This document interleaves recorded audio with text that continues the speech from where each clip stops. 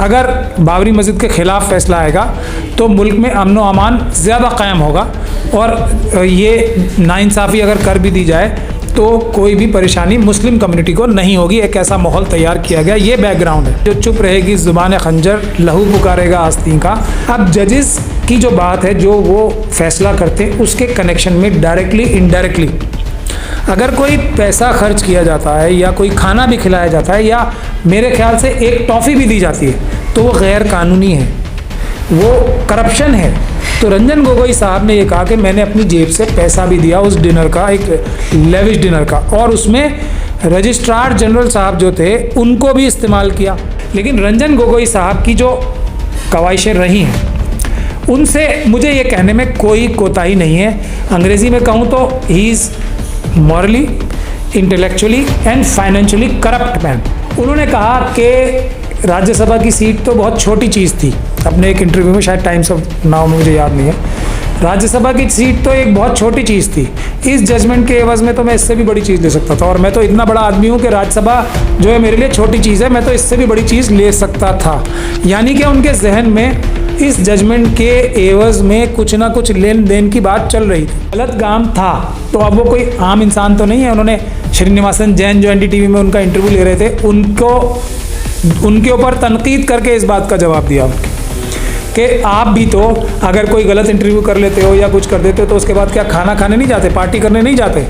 मतलब वो ये कह रहे थे कि बाबरी मस्जिद की तरफ ही इशारा हुआ ना, अगर पैरेलल निकाले जाएं, तो उन्होंने ये इशारा किया कि मैंने भी गलत काम किया मगर तुमने भी तो गलत काम किया।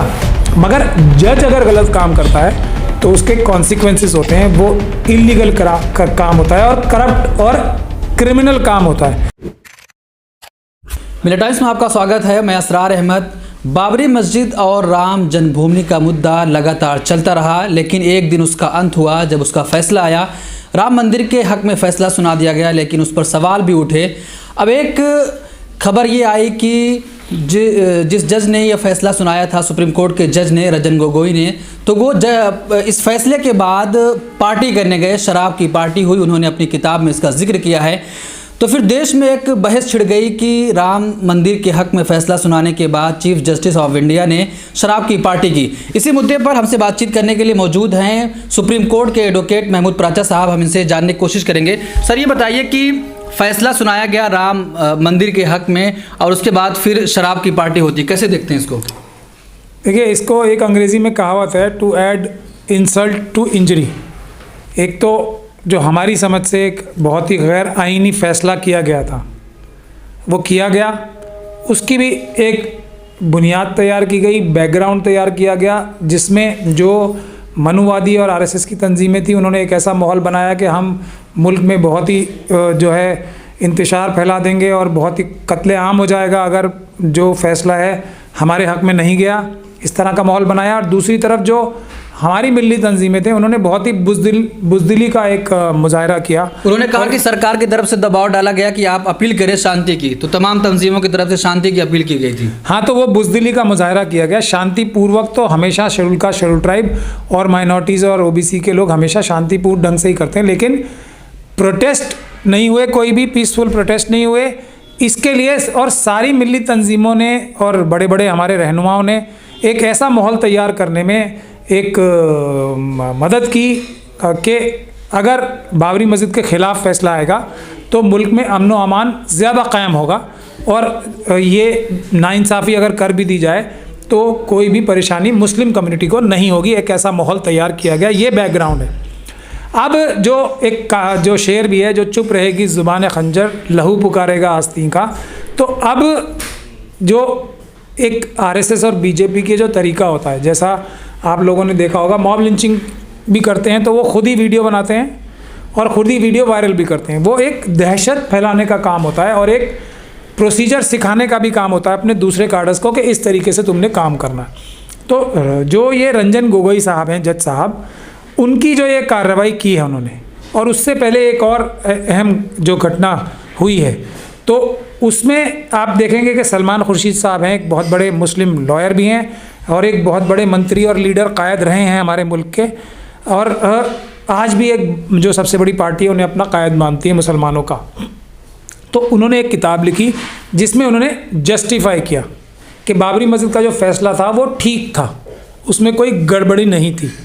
इसको डायरेक्टली इनडायरेक्टली उन्होंने जस्टिफाई करने की कोशिश की। और एक करण थापड़ साहब एक जर्नलिस्ट हैं, उन्होंने एक इंटरव्यू लिया जिसमें उन्होंने सलमान खुर्शीद साहब को एकदम जो कहते हैं इतना बेइज्जत किया, अगर देखा जाए तो उनके पास कोई जवाब नहीं बन पड़ रहा था। और वो एक दूसरी कार्रवाई थी। उसी कड़ी में एक और किताब अब शाया होती है जिसमें कि इस पार्टी का जिक्र किया गया। अब रंजन गोगोई साहब की खुद की ज़बान में ही देखा जाए तो जजेस का काम जो होता है, हार्डवर्क सारे जजेस कर रहे हैं, कोई अकेले ये 5 जजेस नहीं हार्डवर्क नहीं किया, इसमें कोई गलत बात नहीं है कहने में। और जजेस जो काम करते हैं हार्डवर्क, उसके एवज़ में कोई भी पार्टी, कोई भी शराब, कोई भी अच्छे से बेहतरीन खाना बिल्कुल तवक्को नहीं करते हैं। रंजन गोगोई साहब क्योंकि चीफ जस्टिस थे, मुझे ऐसा लगता है, जो उनकी किताब के बारे में जो मैंने इंटरव्यू देखे हैं, किताब तो नहीं पढ़ी है अभी, कि उन्होंने एक सीनियर जज, चीफ जस्टिस होने की हैसियत से अपने बाकी 5 जजेस को बुलाया। ये हालात उनकी किताब के इंटरव्यूज से साफ हो रहे हैं। और अब जब सीनियर जज बुलाएंगे तो जो लिहाजन भी लोगों को जाना पड़ेगा वहाँ। अब देखिए जो उन्होंने एम्बेरस किया है, या मेरे ख्याल से अगर वो शर्मिंदा नहीं होंगे उनके बाकी जजेस तो कुछ ना कुछ एम्बेरस तो होंगे ही, जो रंजन गोगोई साहब को नहीं करना चाहिए था। उन्होंने ये तक कहा कि पैसे भी मैंने दिए। अब जजेस की जो बात है, जो वो फैसला करते हैं, उसके कनेक्शन में डायरेक्टली इनडायरेक्टली अगर कोई पैसा खर्च किया जाता है या कोई खाना भी खिलाया जाता है या मेरे ख्याल से एक टॉफ़ी भी दी जाती है, तो वो गैर कानूनी है, वो करप्शन है। तो रंजन गोगोई साहब ने ये कहा कि मैंने अपनी जेब से पैसा भी दिया उस डिनर का, एक लेविश डिनर का, और उसमें रजिस्ट्रार जनरल साहब जो थे उनको भी इस्तेमाल किया। रजिस्ट्रार जनरल साहब की भी ड्यूटी नहीं है ना कि वो फ़ोटो खींचेंगे जजेस के हाथ में हाथ दे के, ये तो ड्यूटी नहीं है। जो रेस्टोरेंट जाके बुक कराएंगे, ये तो उनकी ड्यूटी नहीं है। वो अपने पर्सनल स्टाफ से या अपने पर्सनल फैमिली मेम्बर से भी बुक करा सकते थे। तो मगर उन्होंने वो काम किया कि वो मैसेज देना चाहते हैं कि ऐसा काम हुआ देश में और इसकी इन्वेस्टिगेशन होनी चाहिए।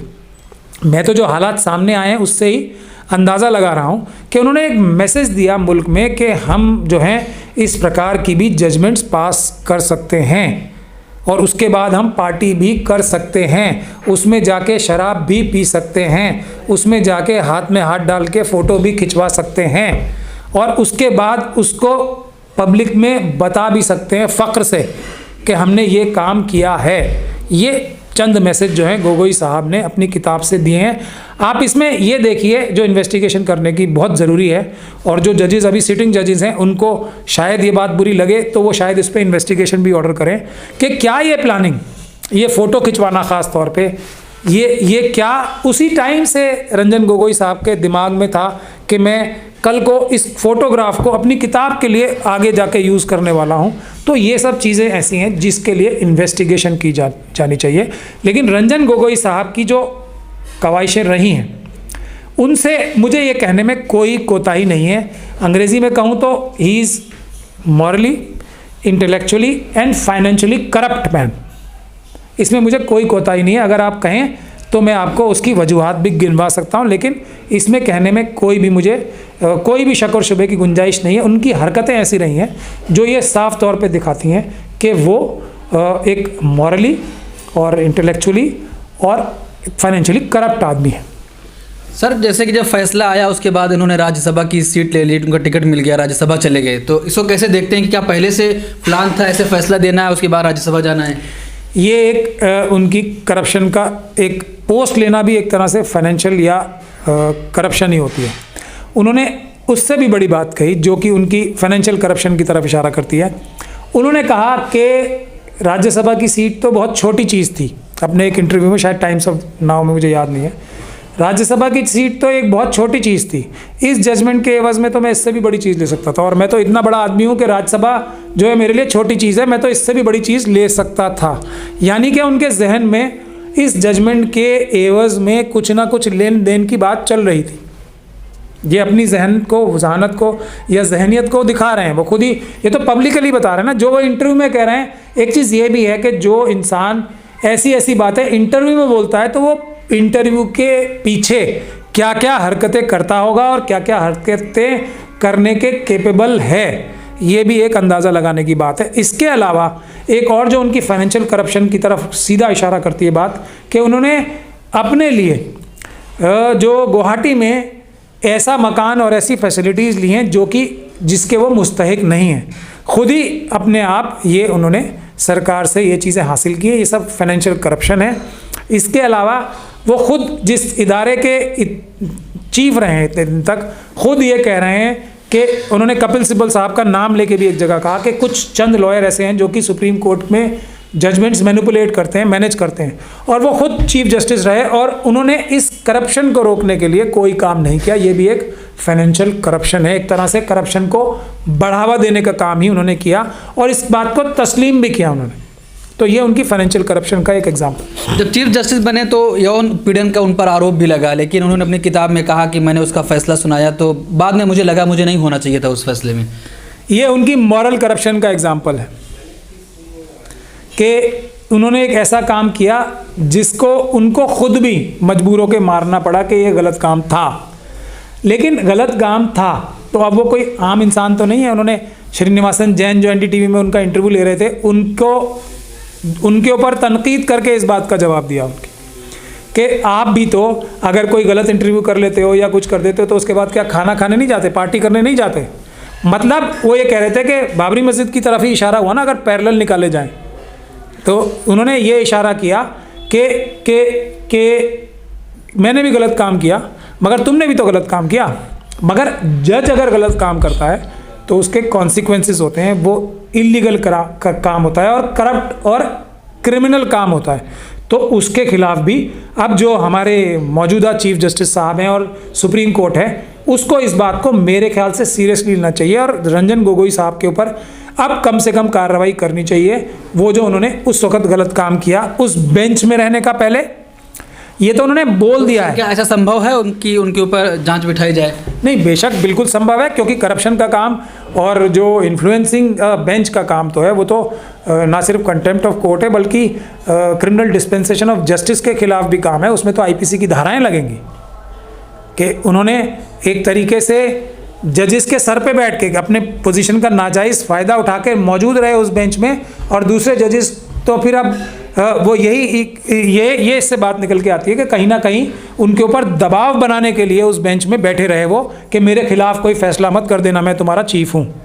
ये एक इम्प्रेशन पब्लिक में जा रहा है जिसकी इन्वेस्टिगेशन होनी चाहिए। और इसके बाद उन्होंने और क्या क्या कारनामे किए जो वो अपनी किताब में नहीं लिखाए, और उसकी भी इन्वेस्टिगेशन के ही बाद पता लगेंगी ना चीज़ें। इसमें तो बिल्कुल FIR दर्ज होके इसको एक कोर्ट मॉनिटर्ड, इसमें एक कमेटी का गठन होना चाहिए जो रंजन गोगोई साहब की इन सारी कार्रवाइयों की इन्वेस्टिगेशन करे। चलिए, बहुत शुक्रिया। इस मुद्दे पर आपने हमसे बातचीत करी और बताया कि क्या क्या इसमें हो सकता है। तो आपने देखा कि किस तरीके से राम जन्मभूमि के पक्ष में फैसला सुनाया गया। उसके बाद चीफ जस्टिस रंजन गोगोई ने अपनी किताब में ये भी लिखा कि हमने उसके बाद एक डिनर किया और उसमें कई सारे जज शामिल थे। तो उस पर लगातार सवाल खड़े हो रहे हैं कि हो सकता है कि पहले से ये रहा हो कि इसी के हक़ में फ़ैसला सुनाना है, उसके बाद पार्टी करनी है। उन्होंने ये भी कहा कि मैं तो राज्यसभा की सीट लिया लेकिन ये मेरे लिए बहुत छोटी चीज़ थी, मैं और ज़्यादा की डिमांड भी कर सकता था। इस मामले पर आप क्या सोचते हैं? आपकी क्या राय है? कमेंट बॉक्स में अपनी राय ज़रूर दें।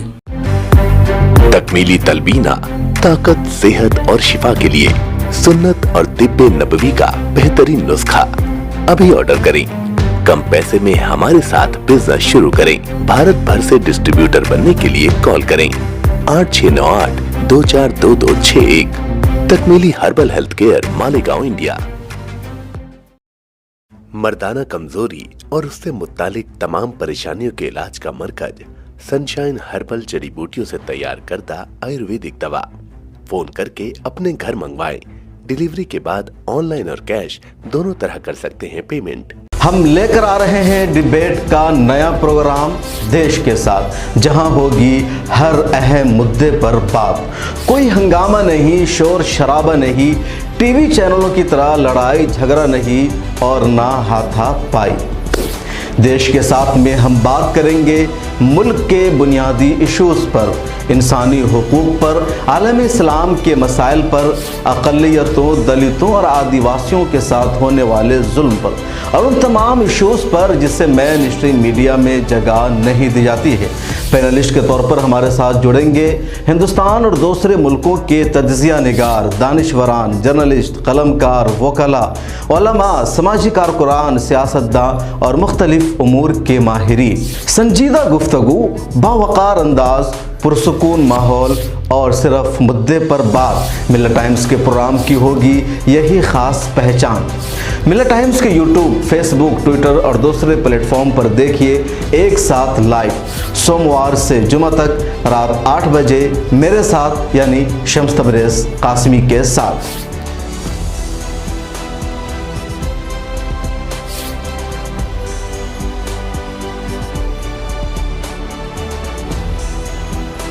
हमारी वीडियोस देखने के लिए बेहद शुक्रिया। मिल्लत टाइम्स की खबरें पढ़ने, सुनने और देखने के लिए गूगल प्ले स्टोर से ऐप डाउनलोड करें। यहां आप उंगली की क्लिक में पढ़ सकते हैं 4 ज़बानों में न्यूज़, उर्दू, हिंदी, अंग्रेज़ी, बंगला। आप ऐप पर मिल्लत टाइम्स की वीडियोस भी देख सकते हैं। अगर आप YouTube पर देख रहे हैं तो रेड बटन को दबाकर चैनल को सब्सक्राइब करें और बेल आइकन ज़रूर दबाएं। फेसबुक पर देख रहे हैं तो पेज को लाइक और फॉलो ज़रूर करें। ट्विटर और इंस्टाग्राम पर भी मिल्लत टाइम्स को फॉलो करें। मिल्लत टाइम्स की स्टोरीज हासिल करने के लिए टेलीग्राम और व्हाट्सएप पर बराह रास्त हमारे साथ जुड़ सकते हैं। हमारे काम से आप मुतमईन हैं तो इसे जारी रखने और मजबूत बनाने के लिए हमें सपोर्ट करें। स्क्रीन पर दिख रहे और डिस्क्रिप्शन में दिए गए अकाउंट नंबर पर मिल्लत टाइम्स को अपनी रकम भेज सकते हैं। अगर आपके इलाके का कोई मामला है, आपकी मसाइल को मीडिया में जगह नहीं दी जा रही है तो हमें ईमेल करें या व्हाट्सएप पर मैसेज करें, हम उठाएंगे आपकी आवाज़। मिल्लत टाइम्स मतलब मजलूमों की आवाज़, नफरत के खिलाफ जंग, फर्जी खबरों से निजात। www.millattimes.com